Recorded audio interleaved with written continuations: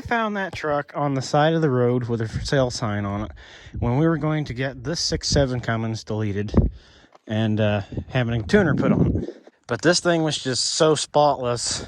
I mean, even now to the eye, to the camera, you can't tell a speck of rust anywhere on it, and everything's nice and shiny. That's immediately what caught my attention when I first looked at it. I saw a blur of red, I saw the sport decal on the side, and I saw a for sale sign. That's all I knew. I knew it was a Cummins because it didn't have the little V8 badge behind that, and I knew it was a pretty damn good looking truck when I saw it. So naturally, I had to inquire about it. The guy that owned it was a very, very nice farmer. He had very nice equipment, large shed. Basically, this thing was pretty much well kept for as good as you can get as a farmer. Other than that, it would be a museum piece had he not used it, because I will go ahead and show you there are a few blemishes in the bed. But of course, I ain't going to bitch about that because it's a truck. It's going to be used. I still use it, honestly. Just not as much as I should. I do right now because I don't have my daily driver, but it is a truck. You do have to use it. But this truck had quite the documented history.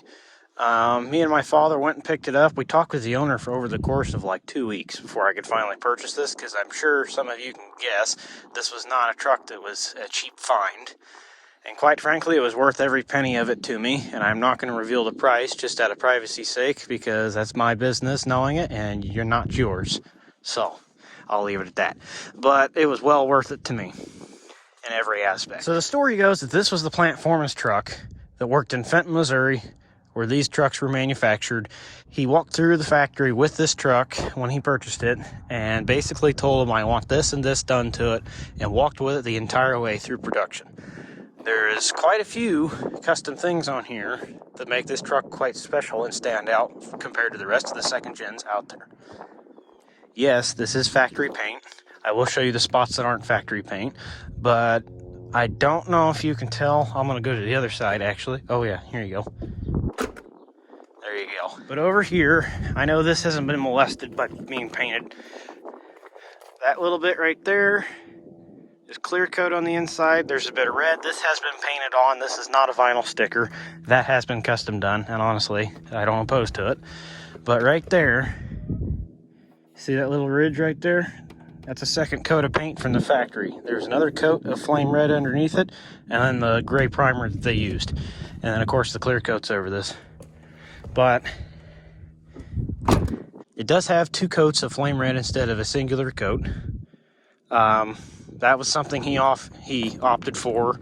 Obviously, these rims are aftermarket, and yes, I know they're quite expensive. I am still debating whether or not I want to keep these on the truck. Honestly, I love the looks of them, but something that personally doesn't strike me as fancy is this little flat bit here for the dually part, so that these can interchange on all 6 wheels. This little flat spot here is a little annoying. So that's not necessarily appealing to me, but other than that, those rims look absolutely marvelous. I know some of the second-gen enthusiasts are scratching their head like, why is there a 6-speed in there? It's 2000. It shouldn't come with that. And it can't be stock. It's got to be swapped. That is not possible that that's factory. Well, I have heard of a few trucks that have had a standard 6-speed in them, but it's very rare. And I have proof that this truck was built this way. My build sheet is in here. I will pull out all the original paperwork here momentarily. But this is a stock 6-speed transmission. That is what it came with from the factory. It's only been pulled out once. That's why that knob's offset, is because it's been rebuilt for some reason. I don't know why, because it has low miles on it, but I'm going to guess they just did it whenever they went ahead, and it has a dual disc South Bend clutch, so I'm going to guess they put that in there whenever they just decided to do the clutch, and they just rebuilt that transmission. So, killed 2 birds with 1 stone, per se. This side does work. Opens up. All my door speakers work. Everything works over here. Heated seats.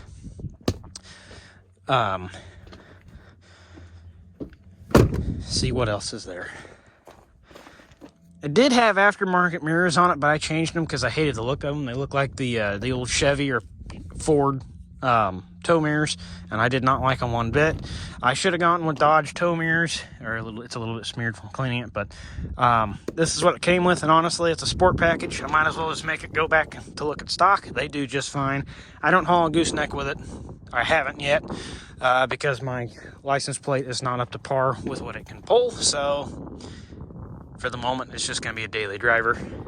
It is equipped with a fifth wheel hitch, though. It did have one installed a while ago, and then of course the outlet for your brakes and lights are over there. I guess real quick I'll cover the exterior pieces, because if you can tell, this side's a little bit shinier than the rest of it. I did have a little incident with this truck.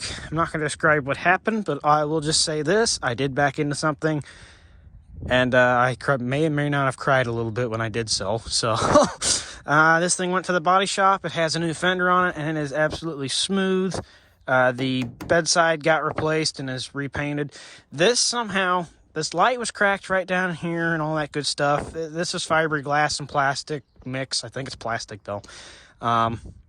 Basically, that stuff's cracked. It's a little bit hard to repair. Somehow, the body man managed to fix this. This is my stock taillight. I did buy other taillights for this, but he fixed that, so I just went with it. The bumper got pushed in a little, so it's been replaced. It has brand new paint on it as well. It looks absolutely fabulous. Other than that, there is one other thing over here. With this fender was replaced, and that mirror. The previous owner to me, I'm the third owner of this truck. The second owner got in a little incident in the snow time, winter time per se, but it was during when they had a snowfall. A minivan lost control on a country road, and rural roads around here are very, very, very narrow. I'm sure some of you will know that. If you don't, I'm just telling you now, they are very narrow. But the minivan came and sideswiped the truck, so it has had aftermarket mirrors put on for that reason, and it's gone through like 2 sets of those.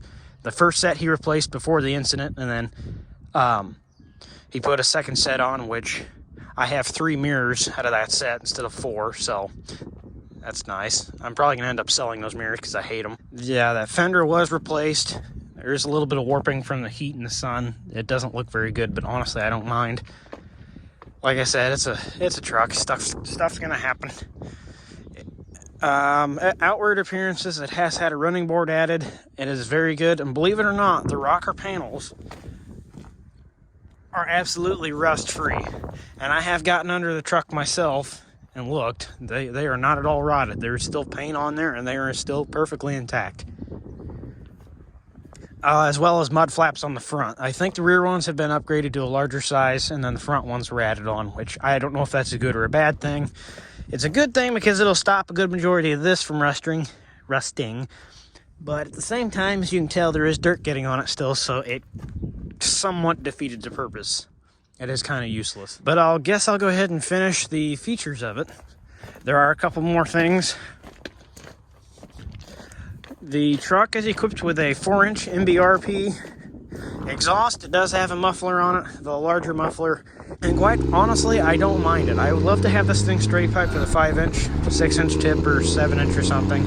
But honestly, I don't mind this thing being as quiet as it is. And these exhausts actually are really nice because they're nice and quiet, got a nice little deep sound to them until you romp on it, and then it starts to sound like it's a bit straight pipe. So I'll give it to MBRP. They did a good job on the muffler because it starts talking when you put your foot to the pedal, but other than that, it doesn't really make too much noise.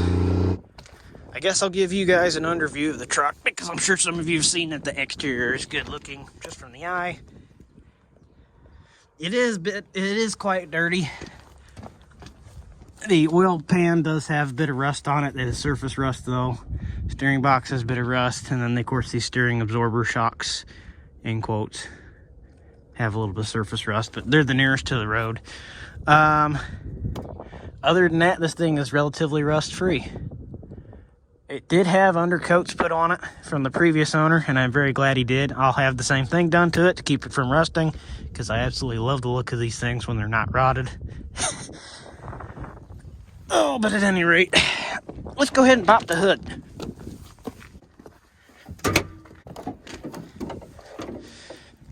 So there has been some engine work done to it. The obvious stuff right off the bat is it has an S&B air intake. It is missing the boot over here, but I'll find that eventually because it does need to be attended to. It has the Banks high ram cold air intake, stock intercooler, on an S&B grid heater delete, which that wasn't my doing.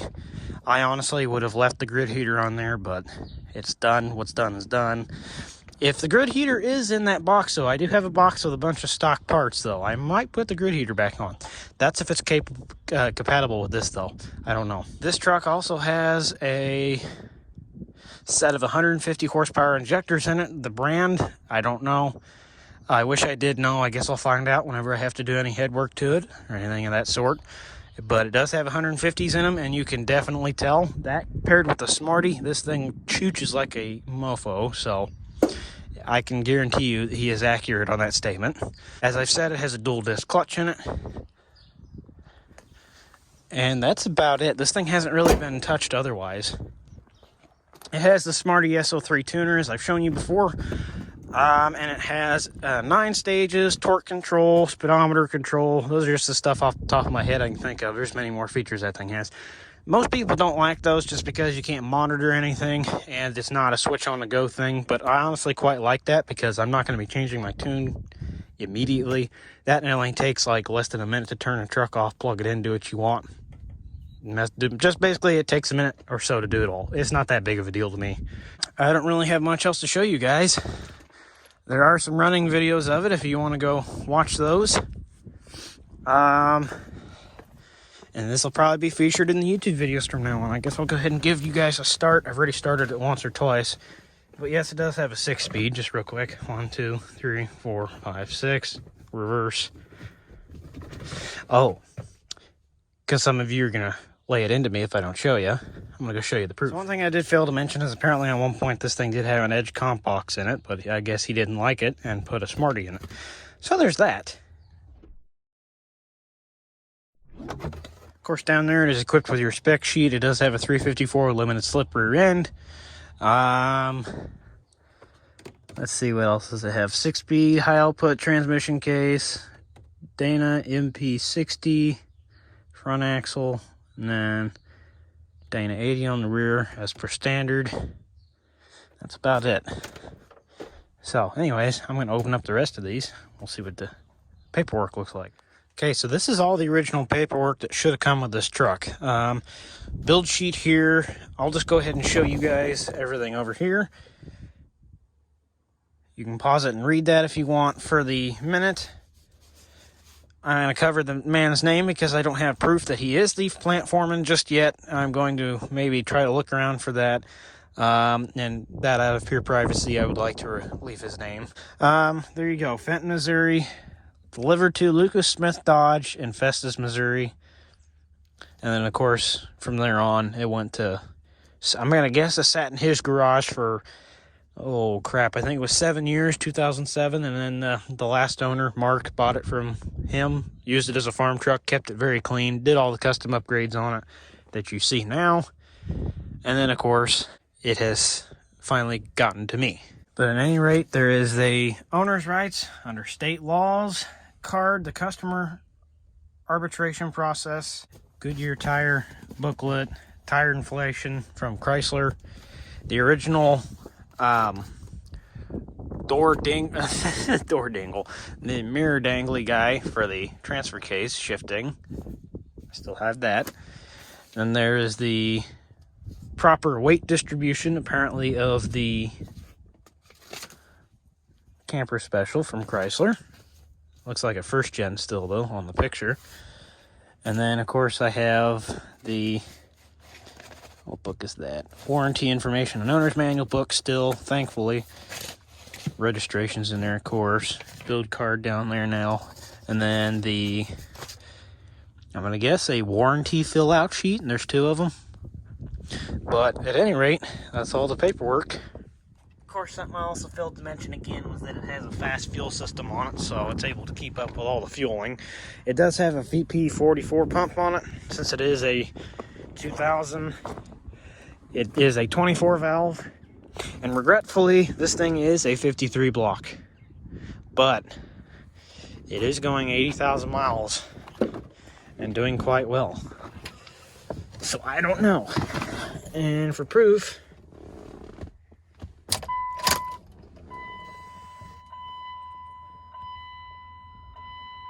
$85,000 on it.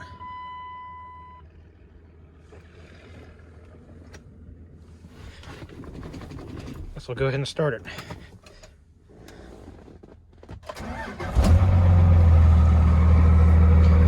That clattering's the South Bend clutch. It's obnoxious. It is hard to shift a little bit. It's hard to shift.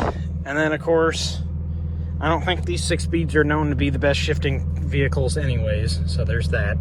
It does have tint in here. I forgot to mention that. I think it's 25 or 30% tint.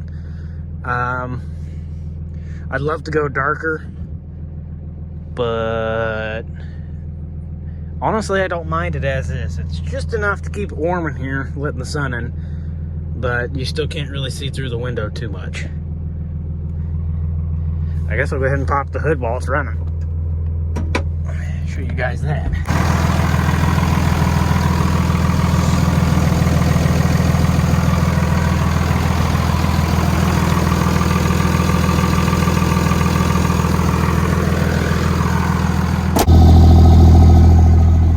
It does smoke, and I'm thinking it's burning oil or the rings aren't seated or something along those lines. I don't understand to the fact, though, that it starts right up and it just runs and drives. I mean, this thing will get up and haul balls if you put her to the wood, so I don't know. A part of me wants to claim that on the injectors, but it smells too much like oil to even say it's injectors. So I don't know. And believe it or not, this thing has absolutely zero steering slop.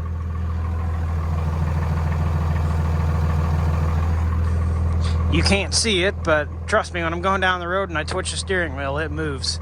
This truck has absolutely no play in the front end, and I hope to keep it that way. Because it would suck if it starts getting Dodge front end play. And of course, to the fact, I can't forget the simple question of these. What tires am I running? 245, 70, or 19 and a half. So they're Michelin's. And then, of course, this truck has no lift. It is stock. Never been touched. What you see is what you get, basically. So, if you guys have any other questions, don't mind to address them in the comments. No, you cannot purchase that truck. I will just get that question out of the way first and foremost. This truck is mine, and it probably will never be sold in my lifetime. I really hope it will doesn't otherwise. Other than that, ask away, because I guess at this point, I don't have anything else to say. It's a really nice truck, and I love it to death. So, hope you guys have a great day or a great night whenever you're watching this. I'll catch you guys on the next one.